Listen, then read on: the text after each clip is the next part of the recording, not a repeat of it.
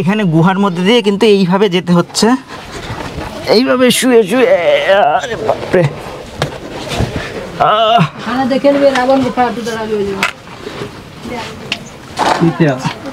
এখানে এইভাবে যেতে হচ্ছে গুহার মধ্যে দিয়ে। হ্যাঁ হ্যাঁ, চলে আসলাম। আমার ষষ্ঠ জ্যোতির্লিঙ্গ দর্শন কমপ্লিট। সনাতন ধর্মমতে সবথেকে গুরুত্বপূর্ণ ধার্মিক স্থানগুলির মধ্যে যেমন ভারতবর্ষের 4 ধাম বদ্রীনাথ, জগন্নাথ, দ্বারকা ও রামেশ্বরম গুরুত্বপূর্ণ, ঠিক তেমনই গুরুত্বপূর্ণ ঐতিহ্যবাহী মহাদেবের দ্বাদশ জ্যোতির্লিঙ্গ এবং মাতা সতীর 51 শক্তিপীঠ।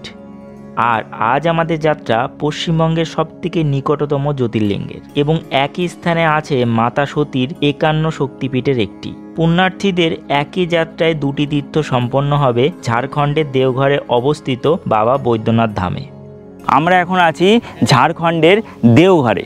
আজ আমরা দেখে নেব আপনি কিভাবে দেওঘর যাবেন, কখন যাবেন, কোথায় থাকবেন, কোথায় খাবেন, কিভাবে পুজো দেবেন, কি কি দর্শনীয় স্থান আছে, খরচই বা কত হবে, ইত্যাদি ইত্যাদি। অন্য ভিডিও খুলে দেখার আর প্রয়োজন হবে না যদি আপনি দেওঘর ভ্রমণ করতে যান। তো ভিডিওটি শেষ অবধি দেখার অনুরোধ রইল, কারণ অজানাকে জানতে, অচেনাকে চিনতে সাবস্ক্রাইব করতে হবে বিশ্বরূপম লাইভ ইউটিউব চ্যানেলকে।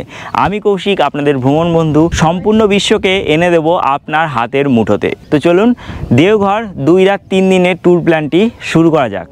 দেওঘর কিভাবে যাবেন? পশ্চিমবঙ্গের রামপুরহাট থেকে মাত্র 131 কিলোমিটার, চিত্তরঞ্জন থেকে মাত্র 92 কিলোমিটার এবং সিউড়ি থেকে মাত্র 129 কিলোমিটার দূরে অবস্থিত এই দেওঘর আপনি ট্রেনে বা বাসে যেতে পারেন। দেওঘরে আছে দেওঘর স্টেশন এবং দেওঘর এয়ারপোর্ট। দেওঘর স্টেশনটি বৈদ্যনাথ মন্দির থেকে মাত্র 5 কিলোমিটার দূরে অবস্থিত। কিন্তু কলকাতা থেকে একটি ট্রেন আছে ময়ূরাক্ষী এক্সপ্রেস, যেটি হাওড়া থেকে বিকেল 4:25-এ ছেড়ে রাত 12:30-এ দেওঘরে পৌঁছাবে, যেটি একদমই অড টাইমিং। দেওঘর স্টেশন ছাড়া দেওঘরের নিয়ারেস্ট আরেকটি রেলওয়ে স্টেশন আছে, সেটি হলো জেসিডি জাংশন। বাবার মন্দির থেকে এটি 8 কিলোমিটার দূরে অবস্থিত। কিন্তু কলকাতা থেকে এখানে যাওয়ার প্রচুর ট্রেন পেয়ে যাবেন। মাত্র 4 থেকে 6 ঘন্টার মধ্যে আপনি পৌঁছে যেতে পারেন এই জেসিডি জংশন। এছাড়াও হাওড়া পাটনা বন্দে ভারত ধরেও আপনি কিন্তু এখানে পৌঁছতে পারেন। কলকাতা থেকে বেশি রাতের ট্রেন ধরলে সকাল সকাল এখানে পৌঁছাবেন এবং সকালের ট্রেন ধরলে দুপুরের মধ্যে এখানে পৌঁছে যাবেন। আমরা ধরেছিলাম 15233 কলকাতা দ্বারভাঙা এক্সপ্রেস। স্টেশন থেকে ছেড়ে বর্ধমান, দুর্গাপুর, আসানসোল হয়ে জেসিডিতে পৌঁছাবে বিকেল 4:01-এ। স্লিপারে ভাড়া 215 টাকা। এছাড়াও অনেকেই আছেন যারা তারাপীঠে মায়ের দর্শন করতে আসেন, তারা রামপুরহাট থেকে ধরতে পারেন রামপুরহাট জেসিডি মেমু প্যাসেঞ্জার। প্রতিদিন 12:25-এ ছেড়ে বিকেল 3:30-এ পৌঁছায় জেসিডি। ভাড়া পড়ে 30 টাকা পার হেড।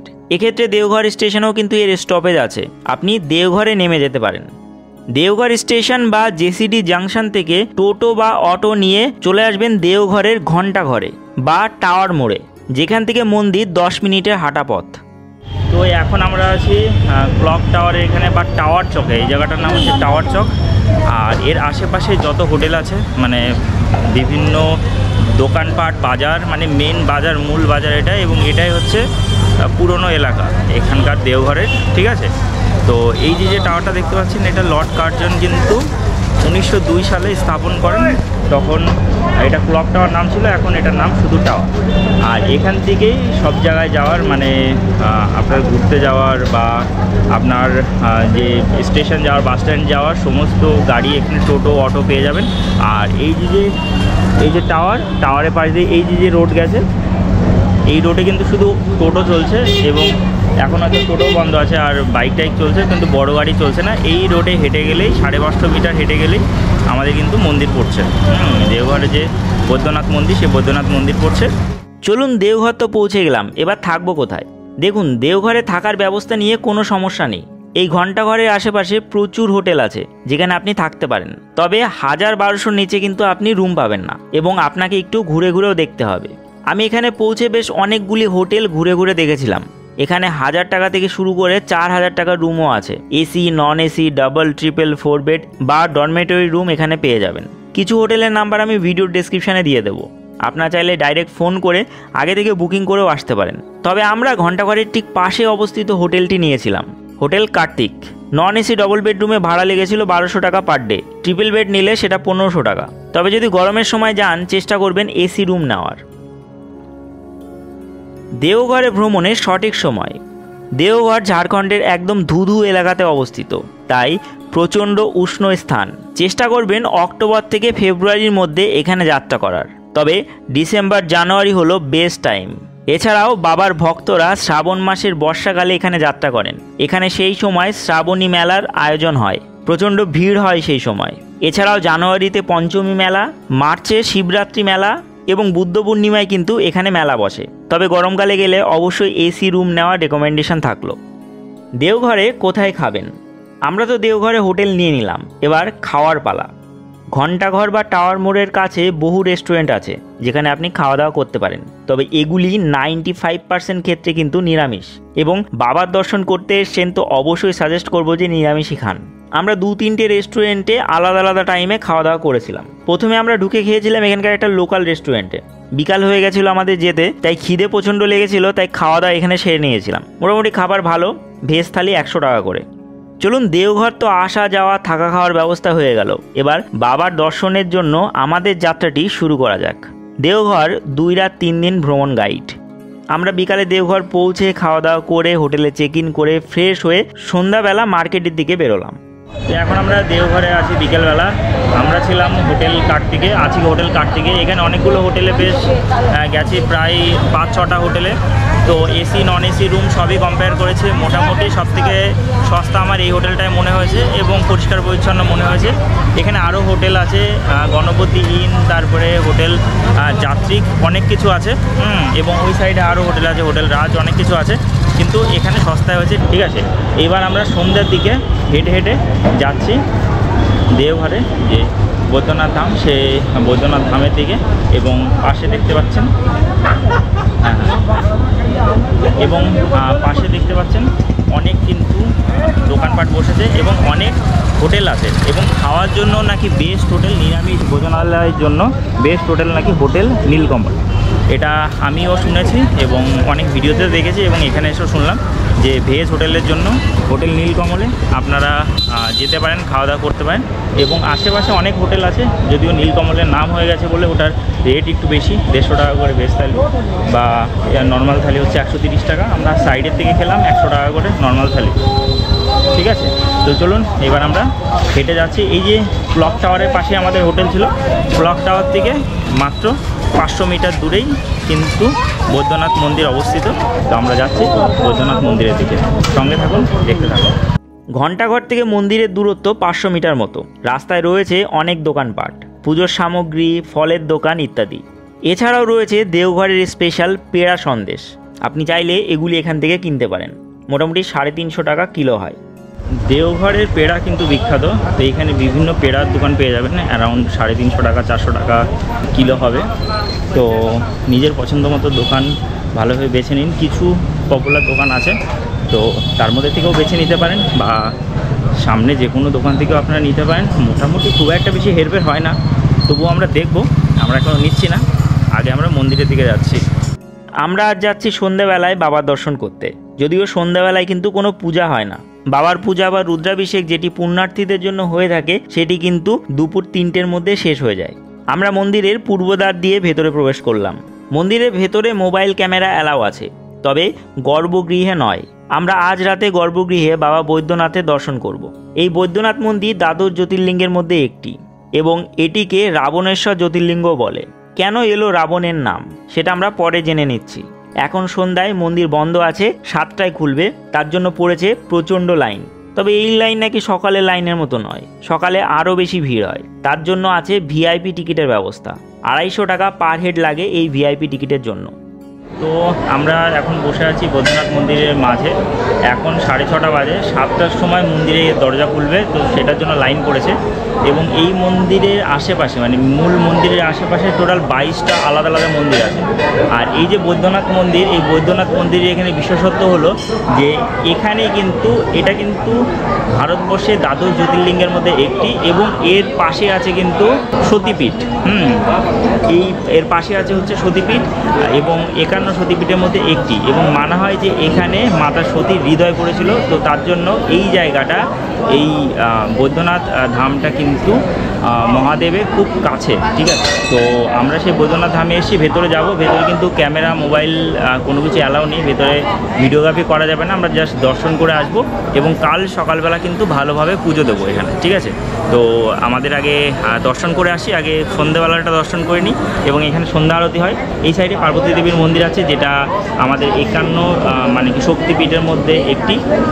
তো সেই শক্তিপীঠেও আমরা যাব, দর্শন করব এবং আপনাদেরকেও দেখাবো, আপনারা দেখতে যাবো। লাইনে দাঁড়িয়ে তুলনামূলক কম সময়ের মধ্যে ভেতরে প্রবেশ করতে পারবেন। ভিআইপি লাইনেও কিন্তু এখন বড় ভিড় লাগে। আমরা এই সন্ধেবেলায় বেশ 30 মিনিট লাইনে দাঁড়ানোর পর গর্ভগৃহে প্রবেশ করলাম, বাবার দর্শন করে নিলাম এবং মনে শান্তি হলো, বাইরে বেরিয়ে এলাম।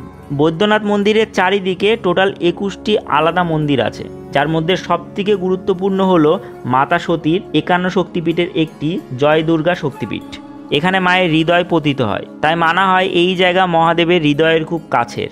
বর্তমানে এখানে সন্ধ্যা আরতি চলছে আর আমরা এই সন্ধ্যা আরতির আনন্দ নিচ্ছি।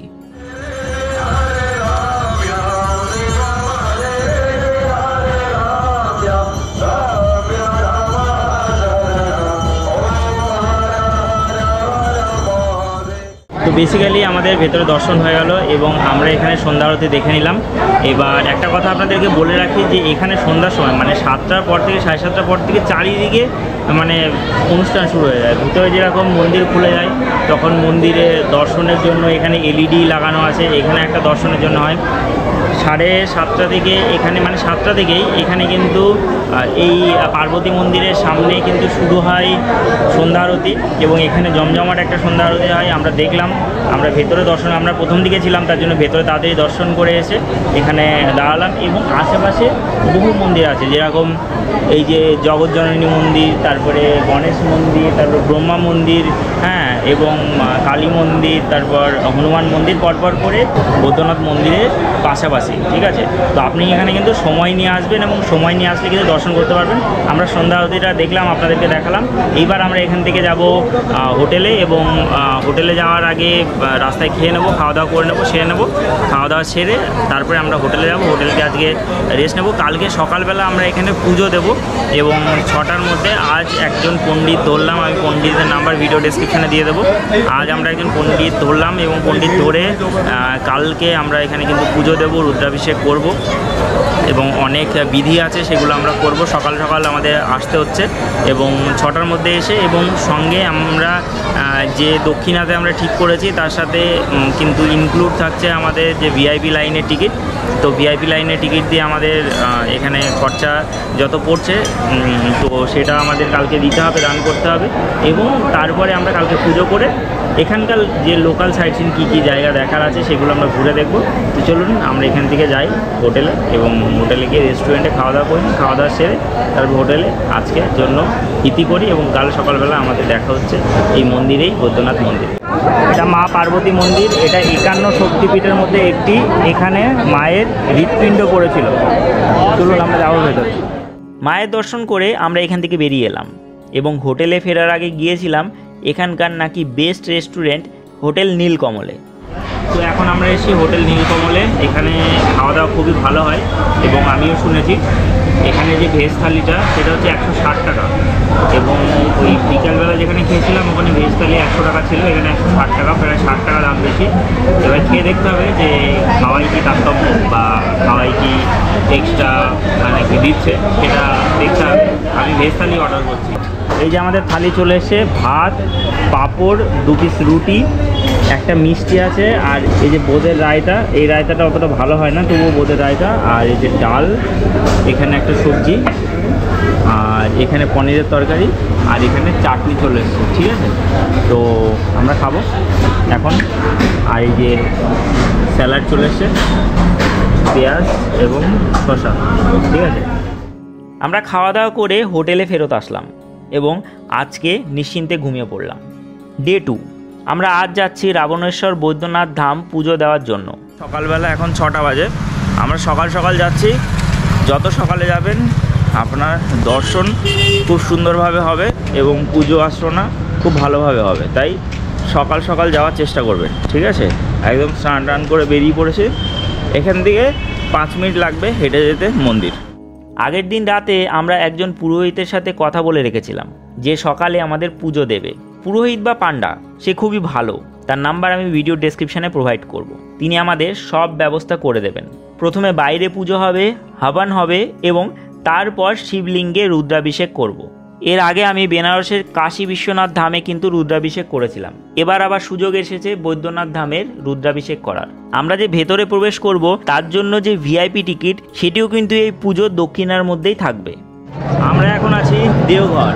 দেবের ঘর যে জায়গা তার নাম হচ্ছে দেওঘর। তো আমরা এখন আছি দেওঘরের বৈদ্যনাথ মন্দিরে। বৈদ্যনাথ মন্দির কিন্তু দ্বাদশ জ্যোতির্লিঙ্গের মধ্যে একটি এবং আমার পেছনে দেখতে পাচ্ছেন এটা মাতা সতীর 51 শক্তিপীঠের মধ্যে একটি এবং এখানে মাতা সতীর হৃদয় পড়েছিল। তাই বৈদ্যনাথ কিন্তু মহাদেবের হৃদয়ের খুব কাছে। তো এই জায়গায় অবশ্যই আপনাদের আসা উচিত। কিভাবে আসবেন এবং এই জায়গা আপনি কলকাতা থেকে কতদিনের জন্য আসবেন, কি করবেন সম্পূর্ণটা জানাবো আজকের ভিডিওতে। তো সঙ্গে থাকুন, দেখতে থাকুন এবং সম্পূর্ণ ইনফরমেশন পাবেন একটা সিঙ্গেল ভিডিওতে, ঠিক আছে? তো সঙ্গে যুক্ত থাকুন শেষ অবধি। মন্দির ভোর 4টে থেকে বিকেল 3:30 পর্যন্ত খোলা থাকে এবং সন্ধ্যায় 6টা থেকে রাত 9টা অবধি খোলা থাকে। ভিআইপি টিকিট আপনি পাবেন শুধুমাত্র সকালের জন্য।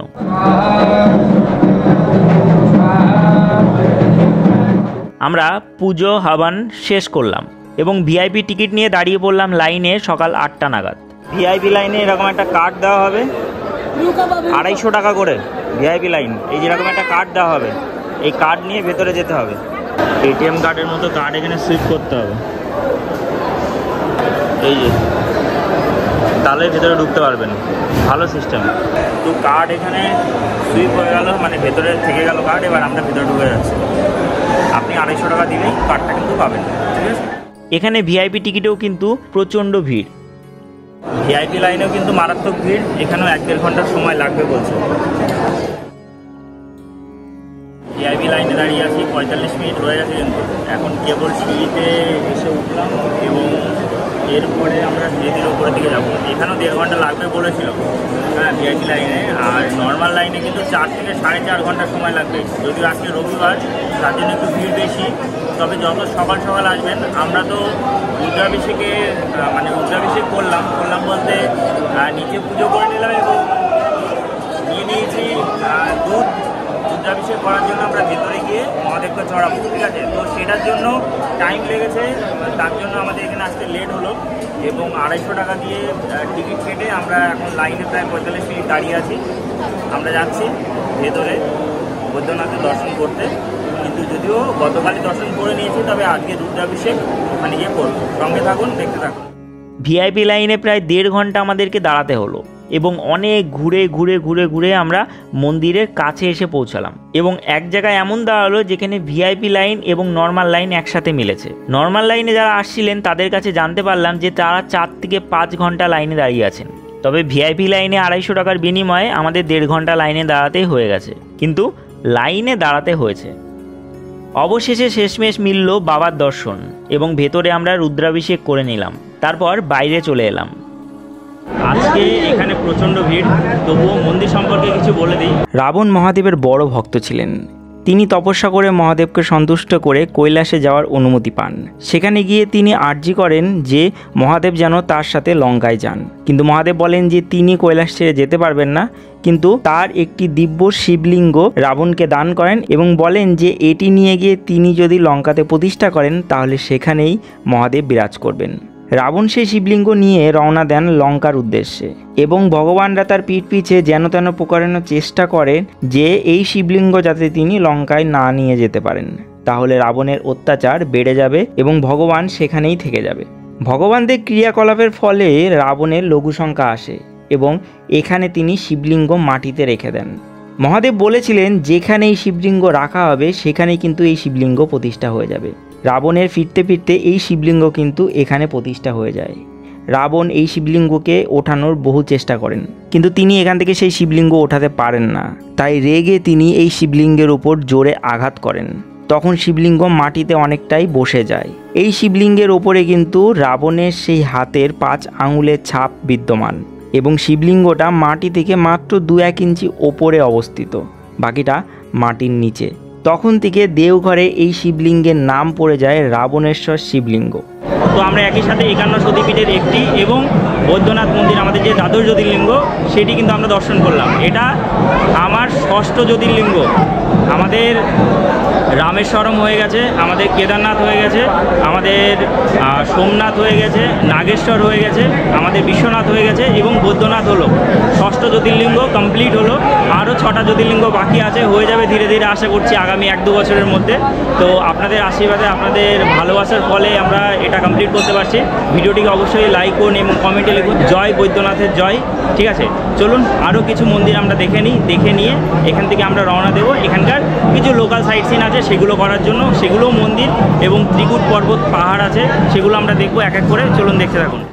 এই বৈদ্যনাথ জ্যোতির্লিঙ্গ বাদেও এখানে কিন্তু আরও 21টি মন্দির আছে। মা অন্নপূর্ণা মন্দির, নীলকণ্ঠ মন্দির, মা জগজ্জননী মন্দির, ব্রহ্মা মন্দির, কালভৈরব মন্দির, মনসা মন্দির, সূর্যনারায়ণ মন্দির, নর্বদেশাম মন্দির, মা গঙ্গা মন্দির, গৌরীশঙ্কর মন্দির, মা তারা মন্দির, আনন্দ ভৈরব মন্দির, শ্রীরাম মন্দির, মা বগলা দেবী মন্দির, মা সরস্বতী মন্দির, হনুমান মন্দির, মা সন্ধ্যা মন্দির, গণেশ মন্দির, লক্ষ্মীনারায়ণ মন্দির, মা কালী মন্দির এবং মা পার্বতী মন্দির। এখানে আসলে খুচরো টাকা নিয়ে আসবেন, মানে 10 টাকার নোট, অ্যাটলিস্ট 30-40টা 10 টাকার নোট নিয়ে আসবেন, তাহলে সুবিধা হবে। নাহলে কিন্তু এই মন্দিরের মধ্যে যাওয়া মুশকিল হয়ে যাচ্ছে। সব জায়গায় গেলে পয়সা চাইছে এবং আমাদের খুচরো টাকা সব শেষ। অষ্টাদশ শতাব্দীতে গুপ্ত সাম্রাজ্যের সময় এই বৈদ্যনাথ মন্দিরের প্রতিষ্ঠা হলেও এর দারুণ পৌরাণিক কাহিনী আছে।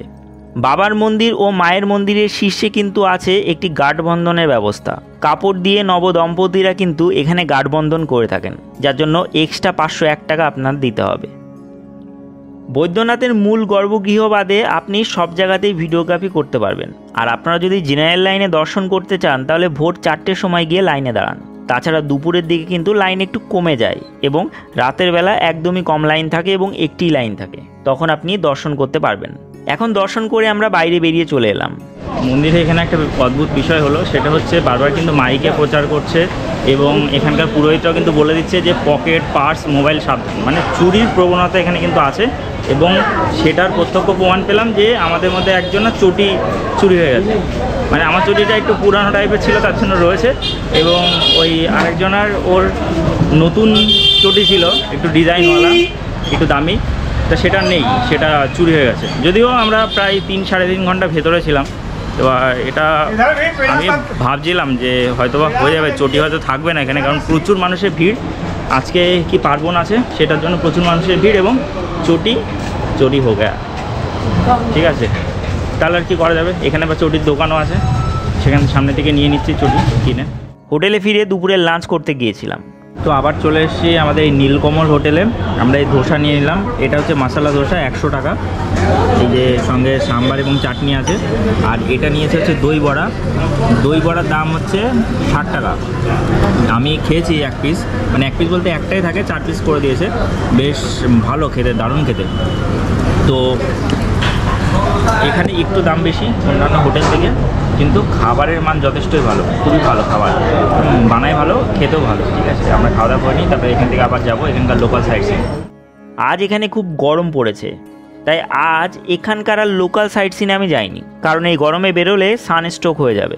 দুপুরে হোটেলে রীতিমতো রেস্ট নিয়েছিলাম এবং বিকেলে পায়ে হেঁটে বেরিয়েছিলাম এখানকার পবিত্র তালাব শিবগঙ্গা দেখার জন্য। বিকালের দিকে গিয়ে আমরা এখানে শিবগঙ্গা ঘাট দেখবো এবং মন্দিরের ভেতরে আবার যাবো, দর্শন করবো। সকালবেলা প্রচণ্ড ভিড় ছিল আজকে, তার আগে আমরা এখনও খাওয়া দাওয়া করিনি দুপুরবেলা। আজকে এখানে প্রচণ্ড গরম, তার জন্য সারাদিন আজকে আমাদের এখানে মন্দিরেই কেটে গেছিলো ফার্স্ট হাফটা। বিকালের দিকে আমরা আর এখান থেকে কোথাও ঘুরতে যাইনি বা এখানকার লোকাল সাইট সিনে যাইনি। আমরা কাল এখান থেকে সকাল সকাল লোকাল সাইট সিনে বেরোবো, কারণ সকাল সকাল না বেরোলে কিন্তু দেখা মুশকিল। তো আমরা সকাল সকাল বেরোবো এবং এখন আপাতত খেয়ে দিয়ে এই লোকালে একটুখানি হেঁটে হেঁটে ঘুরে দেখবো এবং কাল দেখবো যে এখান থেকে মানে ফেরার কি আছে। ফেরার ট্রেন এখনও পর্যন্ত ঠিক করা হয়নি, তো এখান থেকে ফেরার ব্যবস্থা খুঁজবো। ঠিক আছে, চলুন তাহলে আগে যাই। এই যে আমরা এখন আছি এই দোকানে, এই সিন হোটেল, এখানে খাবো আজকে। আমরা এই দোকানে ফ্রাইড রাইস অর্ডার করলাম, এটা হচ্ছে 120 টাকা প্লেট। আর এই যে পনির বাটার মশলা, এটা হচ্ছে 160 টাকা প্লেট। এবং এটা হচ্ছে রসমালাই অর্ডার করেছি, এটা হচ্ছে 70 টাকা। এগুলো দিয়ে খাবো এখন, সব ভেজ। এবং এটার মধ্যে পনির আছে, কিন্তু পনিরের বাইট আছে, যে দেখতে পাচ্ছেন এই যে পনির আছে। মন্দির ছাড়িয়ে আরও সামনের দিকে গেলে এই শিবগঙ্গা ঘাট আসে। যদিও এখানে স্নান করেই স্থানীয়রা কিন্তু মন্দিরে বাবার দর্শন করেন এবং বাবার মাথায় জল ঢালেন। তবে আমাদের স্নান করা হয়নি, আমরা হোটেল থেকেই স্নান করে এসেছিলাম। এটা হলো শিবগঙ্গা ঘাট, এখানে এটা সরোবর মতো, আর ওই সাইডে আরেকটা আছে মানসরোবর। তো যারা মন্দিরে পুজো দেন বা পুজো দিতে আসছেন, তারা কিন্তু রুদ্রাভিষেক যারা করছেন, তারা কিন্তু এখানে স্নান করে, সকালবেলা স্নান করে ড্রেস চেঞ্জ করে তারপরে এখান থেকে মন্দিরে গিয়ে পুজো দেন। মন্দির থেকে মোটামুটি 400-500 মিটার এই সাইডে গলির মধ্যে দিয়ে আসতে হবে, সোজা জিজ্ঞাসা করলে বলে দেবে এটা শিবগঙ্গা ঘাট। হ্যাঁ, অনেকে স্নান এখনও করছেন। এই শিবগঙ্গার বাঁ সাইডে আছে কিন্তু মানসরোবর, যেটি রাজা মানসিং স্থাপন করেছিলেন মুঘল আমলে। এগুলি দেখে ফেরার সময় আবার আমার মন টানলো মন্দিরের জন্য, তাই আবার মন্দিরে গেলাম। এই দেওঘরে আপনি কিন্তু বেশ দর্শনীয় কিছু স্থানে ঘুরতে যেতে পারেন, যেগুলি আমরা কাল ঘুরব, এবং তারপর এখান থেকে আমাদের রওনা দিতে হবে বাড়ির উদ্দেশ্যে। এখানে দেখুন মার্কেট বসেছে, চুরির দোকান বসেছে, এগুলো ফলের দোকান আছে, লিচুর দোকান আছে, আম আছে, এবং এখানে বেশ ভালোই বড় মার্কেট বসেছে।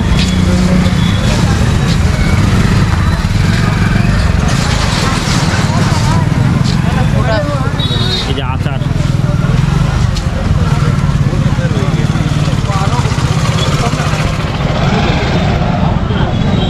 হর হর মহাদেব। তো এখন হর হর মহাদেব। তো এখন আমরা এই মার্কেটের মধ্যে দিয়ে ঘুরছি, এই বৈদ্যনাথের যে দেওঘরের মার্কেট, যে দেওঘরের মার্কেটের মধ্যে দিয়ে ঘুরছি, এবং মার্কেটে বেশ অনেক ধরনের জিনিস পাওয়া যাচ্ছে, মানে হরেক রকম সমস্ত কিছু পাওয়া যাচ্ছে এই মার্কেটে। ইভেন চাটনিও পাওয়া যাচ্ছে, দেখুন সমস্ত কিছু A to Z আপনার যা যা লাগবে এখানে পেয়ে যাবেন। দেওঘরে রাতে কিন্তু জমজমাটের অভাব নেই, এখন 9:30 বাজে কিন্তু ফুল জমজমাট। হ্যাঁ, পুরো মার্কেট এখনও জমজমাট। আর সেই আগের রুটিনেই হোটেলে খাওয়া দাওয়া সেরে ঘুমিয়ে পড়লাম, এবং আজকের পর্বটি আমরা এখানেই শেষ করলাম।